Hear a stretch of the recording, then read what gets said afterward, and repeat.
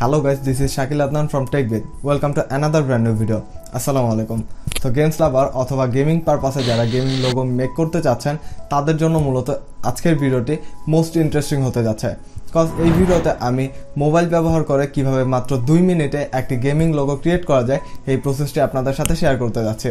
So without wasting any time, let's begin the journey.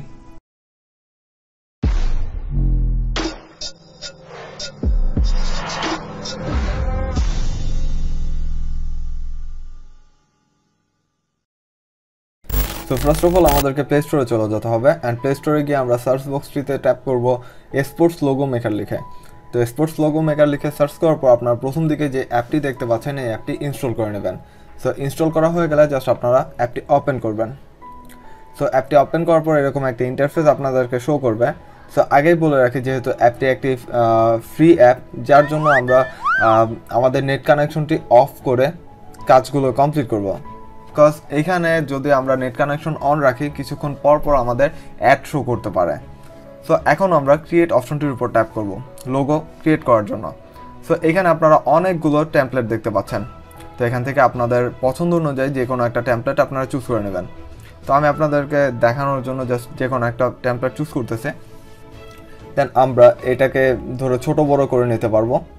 তো ছোটো বড় করে নেওয়ার পর আমরা এখানে টেক্সট অ্যাড করব। তো টেক্সট অপশনটির উপর ট্যাপ করলে আমরা আমাদের লোগো নেম যেটা দিতে যাচ্ছি সেখানে আমরা নেমটি আর কি টাইপ করে দেব। দেন অ্যাড অপশনটির উপর ট্যাপ করব। তো এখানে আপনারা দেখতে পাচ্ছেন ফন্টটি আর কি ব্ল্যাক কালার অটোমেটিক্যালি আর কি জেনারেট হয়ে আছে। তো এখান থেকে আমরা কালার অপশনটির উপর ট্যাপ করে হোয়াইট কালার বা যে আমাদের যেটা আর কি পছন্দ হচ্ছে সেই কালারটি আমরা পিক করব। দেন এটাকে ড্র্যাগ করে নিচের দিকে নিয়ে আসবো। এরপর আপনারা চাইলে এখান থেকে ফন্ট চেঞ্জ করতে পারবেন। এখানে কাস্টম অনেকগুলো ফন্ট রয়েছে, তো আপনারা আপনাদের মতো ফন্টগুলো চুজ করে নিতে পারেন।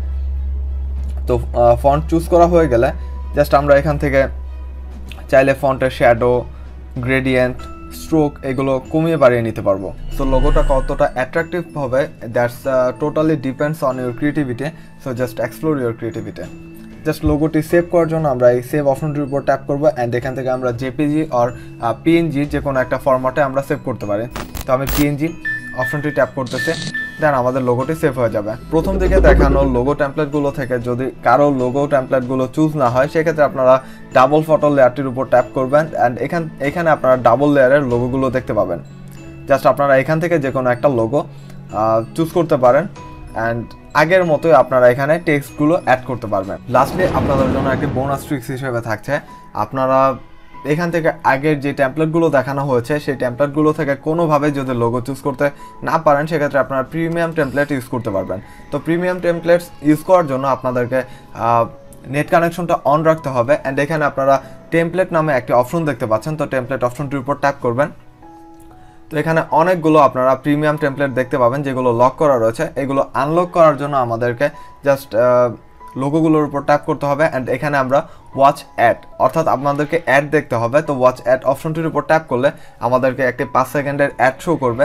তো অ্যাডটি দেখার পর আমরা অ্যাডটি ক্লোজ করে দেব। তো ক্লোজ করে দেওয়ার পর অটোমেটিক্যালি আমরা দেখতে পাচ্ছি যে এখানে আমাদের লোগোটি আনলক হয়ে গিয়েছে। আগের প্রসেসগুলো ফলো করার মাধ্যমে আমরা এখানে নতুন করে টেক্সট বা অন্য কোনো কাস্টমাইজেশন যদি করতে চাই এই অ্যাপটির সাহায্যে করতে পারবো। So this is all for today. ভিডিওটি ভালো লেগে থাকলে অবশ্যই ভিডিওতে একটা লাইক, কমেন্ট, শেয়ার করবেন আর এই টাইপসের ভিডিও কন্টিনিউয়াসলি পেতে সাবস্ক্রাইব করতে ভুলবেন না আমাদের চ্যানেলটি। তো দেখা হবে পরের কোনো ভিডিওতে নতুন কোনো কিছু নিয়ে। সে পর্যন্ত ভালো থাকবেন, সুস্থ থাকবেন। আল্লাহ হাফেজ।